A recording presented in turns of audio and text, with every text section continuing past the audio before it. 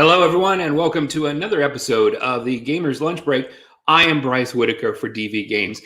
And today we just want to let everybody out there know that just off the boat, fresh off the boat, you can go to your local game store today and order Deckscape Crew versus Crew. Now, this is just not another Deckscape. This is a competitive experience that you can play as teams or one versus one person to try to solve all the puzzles. And of course, it is pirate themed. Arr! So get Deckscape Crew versus Crew today. My special guests today on the Gamers Lunch Break are the folks, the power couple from Ghenos Games, my favorite people. Let's bring on Anna and Alfredo. Genovese. Yes. Good morning. Good morning. Ciao. Ciao. Nice to see you. Nice to see you too. Yeah. Special greetings to all of the US followers. Yeah. Go Sixers! Go Sixers! Now, usually I would not devote my show to the Sixers. We'd be talking about the Celtics, but we'll let that one go. But Fila is now leading the conference, so it's a long time. Yeah, I had not satisfaction in this case. Well, good. And all our greetings to all the DV colleagues, Federico, Silvia, Barbara.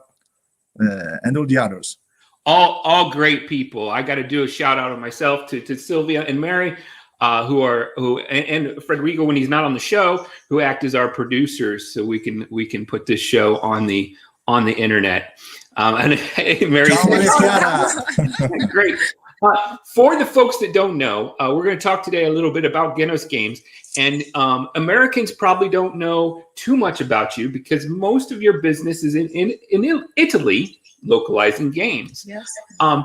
But let's talk a little bit where Ghenos Games is located, because you're in the fashion center of the world, yes? Yes, Milan. Yeah. We are based in Milan. We live in Milan. And Ghenos is an Italian publisher. Milan is in the north of Italy. Yeah. For those who don't know. Yes. Milan is in the north, and it's not the most popular. Do you always have to dress in style when you go out? Yes. Yes. Well, we notice when people are well dressed, and we go in other places, and it's something we have inside. But Alfredo especially loves to go in other countries when you don't have to be strict in your ways of wearing things, and you can go in casual. Yes, and then I will tell you how we met and how he was dressed when we met. Let's start there. Let's start there because. You two are married. You've been married for almost 20 years. Yes, next week. Next Wednesday. Next May the 12th. Yeah. So how did you two meet? We met in a library because in libraries here in our area, especially, you can go and study. We were both in university, different universities. And a romantic meeting full of culture. Really. Yes. I was studying for the last examinations. I'm an engineer, and she has a degree in law. So yes, and we were there studying. We had a friend in common, and the chance was that we were sat close one to each other. We didn't notice each other, but this friend just asked me write something on his study book, a stupid sentence or something, and that started everything off. he made us meet, and two years after, during our vacation in the US. In the Bryce Canyon in the Utah in the national parks, I said, "Do you want to marry me?" oh, very romantic. Yeah. Yes. Yeah, and she said yes right away, right? Yes. Yeah. Well, it took time because I'm a person that needs time, but it was already some time. So yes. But, of course, we did not. We hadn't cleared that a possible work together was was behind the corner. Okay, and I started. I have been working for 5-6 years for IBM, and so when we have founded Ghenos in 2005, Anna was the column of the alpha employee of Ghenos, because it was not my main job at that moment. Do you remember? Yes, so it's me and just me. So when this came together, was there a love of gaming from you both before Ghenos? You were playing games together, or did that come about from the business starting? But Ghenos has been founded by friends attending a sort of exclusive geek club of Subuteo, the classic table soccer game. I don't know if you ever heard about Subuteo. I haven't. But, a dexterity game, and we started in the 90s. And in 2005, and we were used to meet and to play every single Sunday. There was a reason why it was on Sunday evenings, because the best football match were played on television on Sundays evening. So their meeting was to go at Alfredo's house, and he had the right channel. Also your house for the last period. Yes, well, before we got married, that's what. Because this TV channel, page channel, and you could see those football matches. So there was this exclusive male meeting, and they're all only men playing. Yeah. A sort of Monday night in the football. This is the Sunday night on TV in Italian. And when at the end of the story, in 2005, we moved to the board games. Okay. We were fond of board games, of course, but You were. yeah, I was. Yeah. And this is one of the many differences we have. We're very different. No, and we started to develop a Formula One racing board game called Bolide. And Bolide has a very good and proper rating on BGG still now. And the first one believing in Bolide, because it's a self-published game, was Jay Tamilson from Rio Grande Games. Oh, wow. Yeah, really. And because we at that time we started to attend foreign conventions also in Essen especially, and so he brought a few thousand of Bolide to US. I think now they are sold out. I hope. And for the remaining part of the decade, we try to go ahead with sports-related board game. For example, we published a game about rugby, Rugby World, a game about sailing, Race the Wind. So I'm very fond of sports, of course. I'm a volleyball coach also. And the last one was Leader One, a cycling racing game. Okay. And very good also. The sales were really good also with the version of Giro d'Italia. I know that this is very appealing for you, Bryce. Yeah. Why? Let me. Yeah. Well, I mean, I'm a huge sports fan. I've been on a cycling team, which is kind of rare in the U.S. I've coached basketball, so yeah, all of this is fascinating. How you start with sports, and then it moves to kind of a localization role, right? As you guys begin to see the world is creating all these games, and every country wants to play each other's games. Was there a big right there at the turn of the millennium? Was there a big need to bring in games? Well, it was actually, it happened in Essen, and we met some guys from Ankama, and they had this amazing game called Crossmaster Arena, a French company. Yes, in, with Roubaix.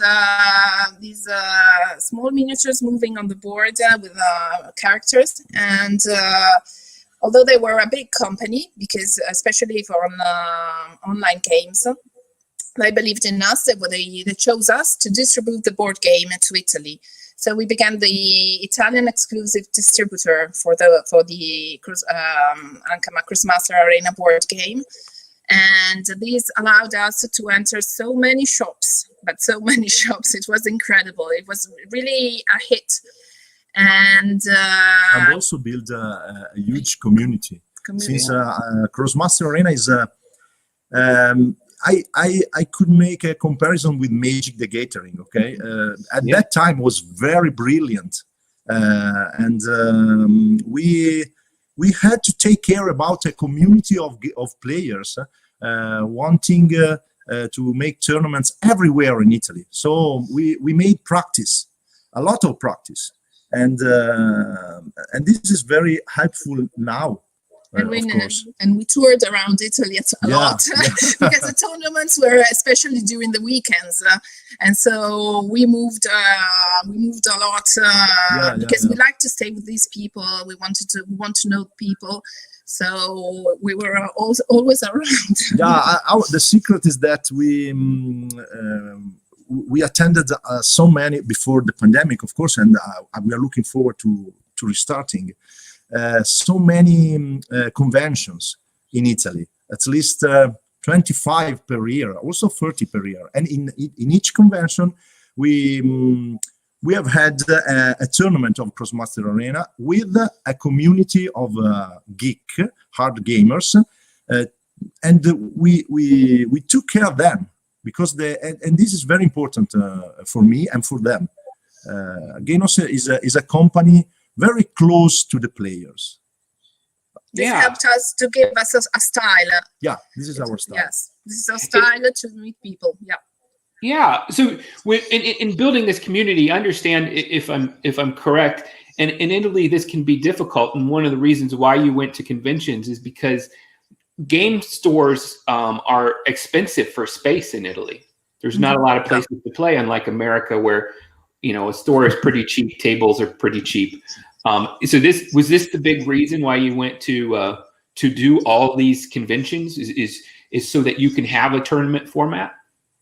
Tournaments, but also letting people know about these games, because the community, Italian gamers are growing every year.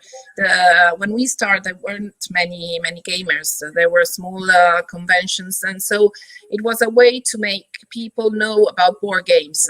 And furthermore, we do not have definitely your spaces. So your big stores, we have large stores, specialized stores in Italy, but you have to remember that Italy, we have a very high density of population. Okay, we are the same. We have the same population of France, 60 million, in the half of the country. Yeah. Okay, so we are very packed. And I'm reading all the. Michele is one of the gamers from Crossmaster is still following us. So the wonderful thing is that all these guys that we know for name, they moved to other board games, and this was very important when Crossmaster Arena starting to fall down. With a soft landing, I would say, but slow down. Fall down is she's the teacher.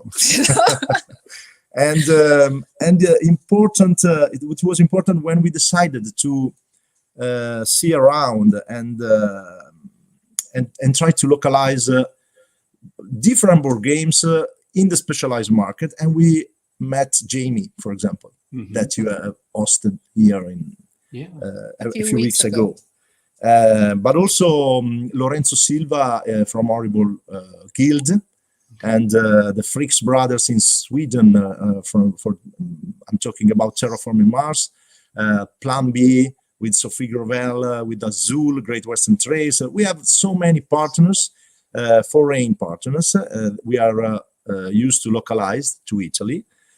And all this community is very happy about this catalog.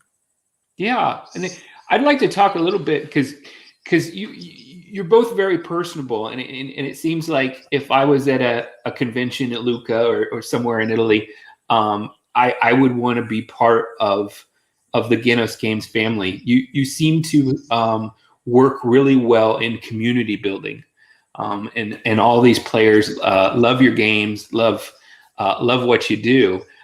Is this? I mean, obviously it's a business, but is this a passion thing for you to have all these people that you can see and talk to and say hi? Maybe you haven't seen them for a year or two. Can you talk a little bit about the community? It's a style more than it's how we are and how Ghenos wants to be. So I think it's basically it's something natural. Okay. I want to I speak a lot normally, but I want to talk with everybody, and I'm really and naturally interested in the in people and what they have to say and what they how they are. Okay. And when they come from, because I just say something. A few a few editions of Play Modena, we changed the way our booth was. So there was this area where the sort of small store where people, there was an entrance and an exit. And there were so many people that someone had to stay at the entrance to make them flow easily in. And I was managing the club. No, when it was Alfredo's turn, so he started there. Okay, where do you come from? Well, the next one in line. Where do you come from? So you're from the same place. So this is it's. But also try to joke always. Okay, where are you from? Parma. Okay, where are you from? Reggio Emilia. Why you are so styles each other? Parma, Reggio Emilia, because Italy is full of these histories. Okay, we are very. We have been divided for so many years in our history, and there are so many rivals in each city. This leads me to kind of my next point, and you can comment a little bit on it, because this is just a general observation that I've seen from America kind of being different from Italy. It seems in Italy there is this base of players that are kind of they're very into competitive style games versus cooperative. And here in America, we kind of do both. We bounce back and forth. But the big growing segment in America is this cooperative experience. But in Italy, is it different? Do people just love the hard competitive games? People are competitive in Italy. I guess the main bloodily competitive. The main thing is this, and look at what happens in the stadiums between the soccer teams, rivals, and fans. We're like this. it's our Italian style. Maybe this is why we prefer, or gamers prefer, competitive games rather than cooperative. But something is changing. Yes. Thanks to excellent games, like for example Spirit Island, and we do have the problem of the alpha player. Of course, it happens every time. In our family as well. Our daughter especially, she doesn't want to play cooperative games because she has to decide, and she wants to decide. So there's no way to work together a way out in the game. So. With the escape, it was impossible. Yes. I love that. Even in your own house, playing games. Yes. The alpha player. Yeah. But also in the Ghenos family, we have William, Antonio, Giorgio. They're tough gamers. Tough gamers, very competitive. Yeah. Let's talk a little bit about what localization means for the people in America. When we talk localization, we're saying we're pulling a game from another country and we're selling it in a geographic area. What games do you look for? What do you look for in a game designer, in the production value of a game to bring it to Italy?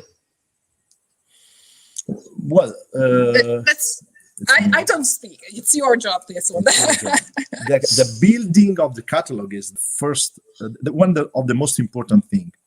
Okay. And it's important for Ghenos, it's important to choose games that can stay well each other in the same catalog, of course. Okay. And we are completely focused on the specialized market. Even if we have also Potion Explosion, Azul, Celestia games that can be considered as a filler from hard gamers and important games from casual gamers. Okay. What we try to find when we choose the catalog is, I would say, generally speaking, the experience. I'm not very fond of the mechanics because there are so many mechanics, very important, but not maybe not. It's difficult to find original mechanics after 15 years of the explosion of the board games industry. But the style, the artwork, the experience that they can inspire you are important. Are the rabid fans of Ghenos, are they always telling you what you should get? Should or Must. Or must. They're telling you must. Do you have that from your fans? Do they write you and call? I received 5 minutes ago an email from an art player from Genova, and he was saying, "You must take this game from Come On because it's incredible," with the link to the Kickstarter, and it's an art job to create a catalog that can stand alone, okay? Because we have Brass, we have Feudum, we have games, but we try to avoid any overlapping in terms of style, in terms of experience, and of course we have also partner, the two mentioned before, Stonemeyer and Horrible Guild. We are used to take everything from them because we have recognized in them a huge talent, and like a singer or like a filmmaker, and so we want to stay with them for every song, for every film. And it's not just commercial success, but that's part of it. But it's also when you find someone that really fits your design style, the style of the game mechanics that your players are going to love, your players are going to talk about, your players are going to come play at conventions. Yeah, that's very interesting. I mean, you can't have a better partner than Stonemeyer Games there for that. Let me talk a little bit about what. So you're a married couple. You're going to wake up. You're going to go to work. You're going to work together all day long. Every day together. Yes. So in a typical day, let's fall in love every morning. Every morning, yeah. Let's start with Anna. And Anna, walk us through what a typical day for you at Ghenos might be. What are the type of things you're doing? Me, everything. I mean, my head flips from one thing to another, and because I am in the administration, so invoicing administration, and I mean, sometimes I translate directly, or I just have a look at the rules, translated. No, you are the boss of the project, yes, of the I'm localization the boss of the project. We work. We have some parts of work that are. I have mine, and Alfredo has his. But we always look at each other. If there's something we're not we recognize we're not that good at it. We ask the other because we're so different, and so we complete it, one another also in the work. So maybe someone starts a mail, oh no, it doesn't work. What do you think about it? And that's also when we revise the rules, the translation, the word translated in some way we're not happy about it. It's a continue talking, and when there's finally silence, because I search keen to have a lot of silence, he starts talking. Alfredo looks always for I'm a communicator. Yes. But one thing that helps us, I think, in also to with other people that are not us, is that we don't say, "Oh, lovely, you did everything right, my love." It's not like that. If someone, she doesn't forgive anything. This is very coherent. If you are working in a team. Sure. So especially in this. No special discount for the husband or for the wife. No, not at all. Definitely. No, it's worse. It's worse. Is there something? Is there something about the job in your day that you just love? Is there a particular thing you do, or a game or a moment in the day where you say, "Oh wow, this is my favorite job"? Well, as we were saying the other time with Jamie, it's a lot of my work. It's oh my god, it's strange because normally I'm the one asking the translation. Urgency. Yes, problem solving. Basically my day is problem solving. So it's hard for me to get into a work or a part of my work and say, okay, I'll stick to that. What I like very much, really, is to check rule books. I check the translation and see if one sentence is well written, if I understand it. I really enjoy that. And when I get into it, everyone can write emails or do anything. I don't do anything. So that really gets me. Yeah, that's great. Also for me, I have the syndrome of Samuel Tarly.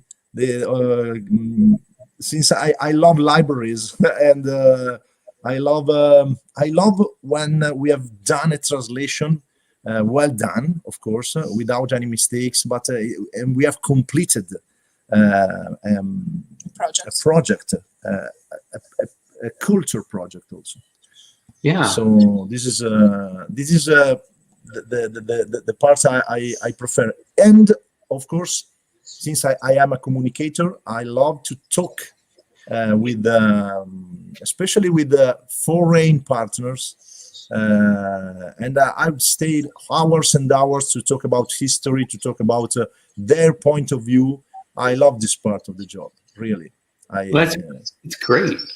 Yeah, really. It's always relations. I love relationships, but I'm very curious about what a Swedish thinks, what a Finnish thinks, what a US citizen thinks, which is your history, and this is a part of myself. I'm very interested in any person. Sure, that's great. So you can tell us Americans, what are Italians playing right now? What are the games that we would know that are really hot, that are really popular, that they just can't get enough of? Is there one in particular, or is it a bunch of games? The one? Or one? Giochi che in questo momento gli italiani amano più di tutti. What, for in our catalog, you mean, or generally speaking? What's popular right now with Ghenos Games? What are people playing? I'd say Spirit Island had a tremendous success. We had some problems with some files in the production, and we worked so huge, so hard to solve them. Also with the help of Roberto from DV Jockey, for example, the boss.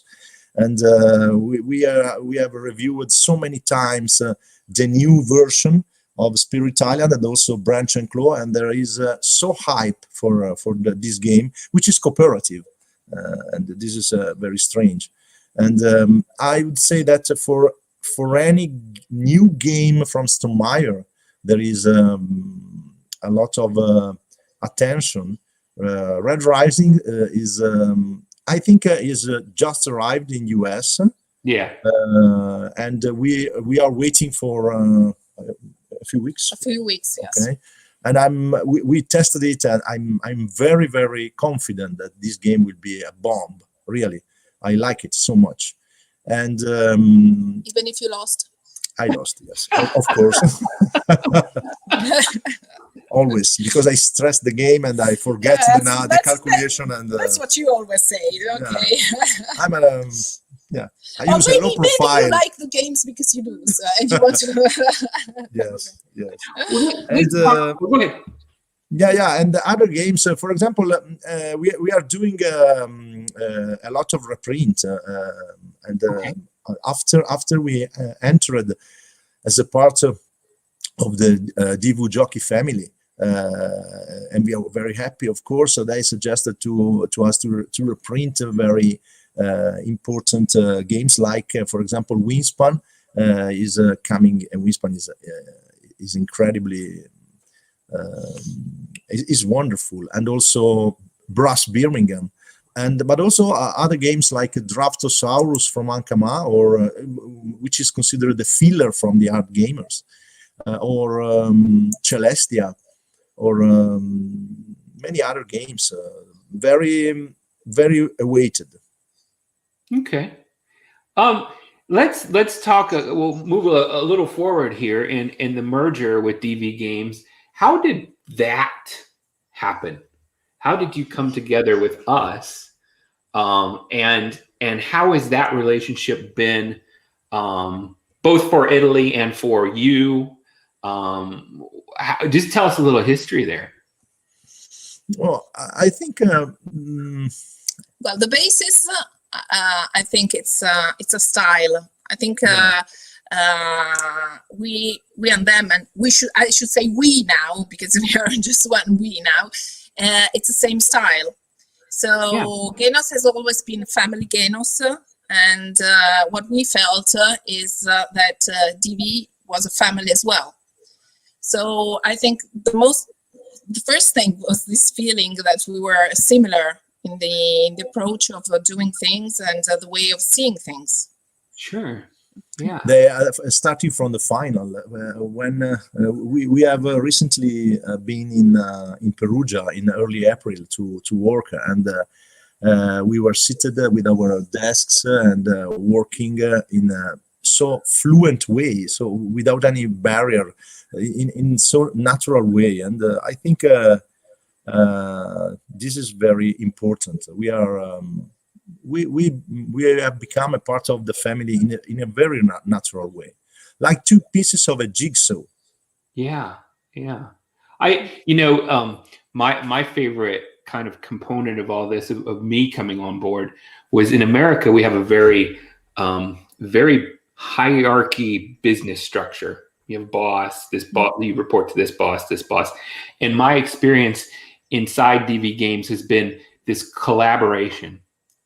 Everybody works on the same level and contributes to the greater good of a game, and that's what has been my personal takeaway from that. And I am so glad Ghenos is part of this, because thank you. You guys are great, and what you've done for the Italian market is great, and the Italian gamers is great. And from somebody too who I love a casual game, but I also love the crunchy stuff. The crunchy. I'm a geek at heart. Alfredo and I had talked about the big long games of old. We're relatively the same age. We've played the 3-hour, the 4-hour games that we love, and this is I love it when you can kind of merge that family casual crowd with the geeks, because in America we do that merging in our game stores. I mean, if you want to play a light game, you go to the game store. If you want to play a Twilight Imperium, you go to the game store. And so these people are constantly mixing with each other, and they're kind of going in and out. We talked a little bit on our pre-interview here about how you may be a geek, really in-depth gamer who has a family, and it changes your life. And like you two, I'm sure there's probably some games that you played when you were just a couple, but then you had kids, and that changed your time limits, and your job changes your time limits. But to have the offerings that both companies have under the same umbrella really creates that community that you have already established, and make it kind of a universal language. Yeah, I think that's just great. So I agree. We agree. Yeah, in the future, are there don't give away any trade secrets, but are there some things coming that we can be excited about, that Italians can be excited about, that's happening at Ghenos? Is there anything you could tease or talk about, or is it all super secret? That we never said about. That was not said yet. I have you on the show right now. You could give away a secret. Our secrets have already been. But there is some good stuff coming. Yeah. Something secrets to come. Yes. No, every secret has been revealed. Okay, fair enough. With the pandemic, maybe in the US you don't know that we're localizing Beyond the Sun from Rio Grande Games. That's the latest. That's the latest news. Maybe in the US you do. That's a big news. Yes.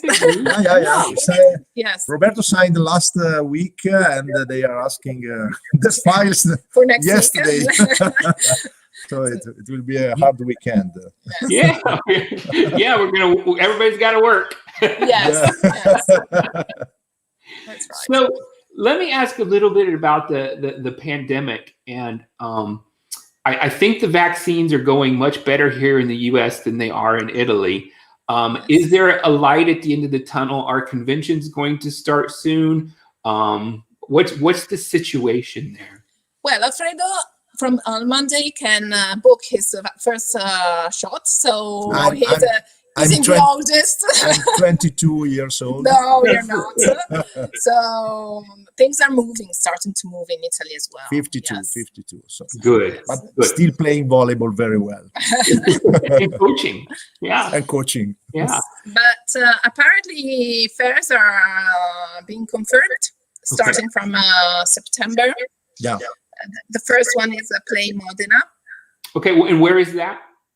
Modena. It's Modena. It's in Play in Modena. Close to Bologna, in the south part of the Padania Plains.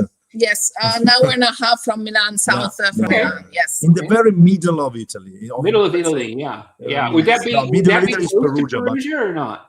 Yeah, Perugia is in the middle of Italy, in the middle of the north of the center, middle of the north part. Yes. If you were just tuning in, we're getting a geography lesson yes. from Hannah Alfredo, which is perfect. Remember, I love geography. Remember this? I bought in Boston with all the state. And this goes every time when we come to the US. This goes back and forth, obviously, because we need paper. I made some mistakes in terms of hours of driving because it's not the paper is no more. Yeah, just 60 minutes. Yes. Silvano, yeah. I think I think we are at 13% of the vaccinated, double-shotted. Good. To be honest, I feel in these mornings I feel a fresh atmosphere. The weather is changing. The weather is changing, but the government has announced that in mid-May, all the summer activities, the tourism can restart. In other words, and people is thinking at the holidays. People is thinking to meet each other again, and of course, all the conventions since early September are very reasonable and feasible.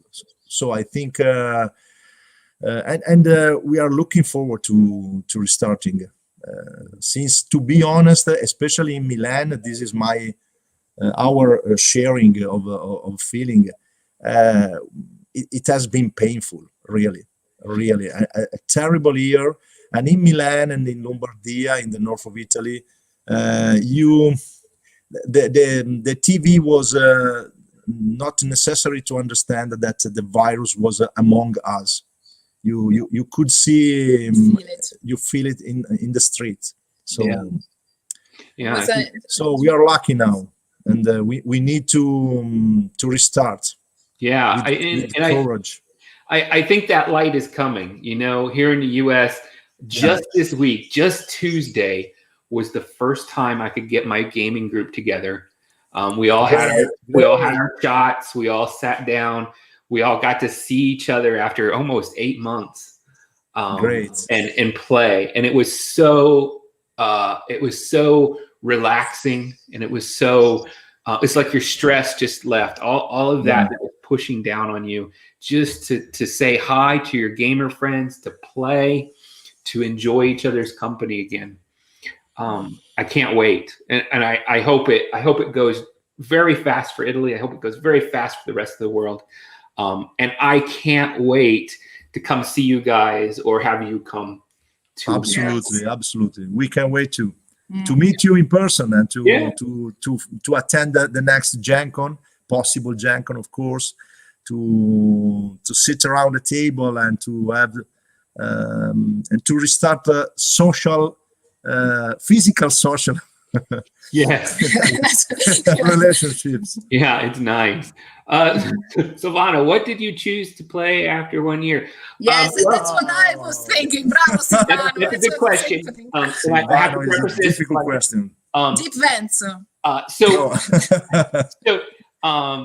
I did not have necessarily all the real hard geeks in this group. So Twilight Imperium wasn't coming out. But we did play a group of Nightmare in the Mirror. I had played it before, so I just kind of watched them play. And then we went into a role-playing game, and we played some Legend of the Five Rings, which is the samurai Asian role-playing game. I hope very soon to have my board game group in with playing some harder, crunchier, geekier stuff. But everybody had fun with Nightmare in the Mirror, and everybody had fun with Legend of the Five Rings. And now it's back. It's Tuesday night. We all get off work. We all get some food, come to the table, and at least until the next part of the pandemic comes, we're all happy. So as long as nothing bad happens, it'll be great. And I hope the very best. Betrayal at the house on the hill. Yeah. Brian says Betrayal at the House is always a good one. Yeah, that is on my good show. Advice. Yeah. Good advice. Yeah, that's a real good one. Well, I think we're gonna end today. But again, thank you so much for being on the show. Thank you for inviting us. You too. It has been an honor. Thank you. We do not deserve to be guests. Yes, because it's very strange for us. We usually have guests, so it was us to be a guest. So thank you very much for having us. You're very welcome. And if anybody we are looking forward to playing a game together. Yeah, yes, please let's play. If anybody in America has questions for you, is there a contact? Do you have an email at Ghenos Games? Is it easy to remember? Yes, info@genosgames.com. Info@genosgames.com. Yeah. So you can ask them about localizing your game if you're a publisher. You could send a sample. You could maybe you're planning a trip to Italy and you want to find out what all the Italians are playing. These are the people to ask. Thank you for good advices. and, and hope to meet everyone in Gen Con in next year. Yes, I hope you do come to Gen Con, and I have a room for you if you want to. Okay, if you want thank you. And play all right, for all Bryce day. Whitaker and Alfredo and Anna, this has been the Gamer Lunch Break, and we'll see you next week. So long. Thank Bye. you. Thank you. Thank you. Bye. Bye. Ciao. Ciao.